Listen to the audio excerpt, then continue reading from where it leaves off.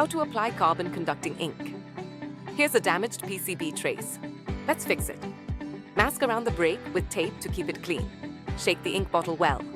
Take a fine-tip brush, 0.5 to 2 millimeters, dip it in the ink, and paint the gap.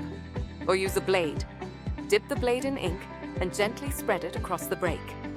Let it dry, and the circuit is good as new. If it's not conducting properly, apply another layer and let it dry again. If the ink becomes too thick, add 1 to 2 drops of the provided resin. Stir gently with a spatula and then shake the bottle. Note that adding too much resin can reduce the conductivity.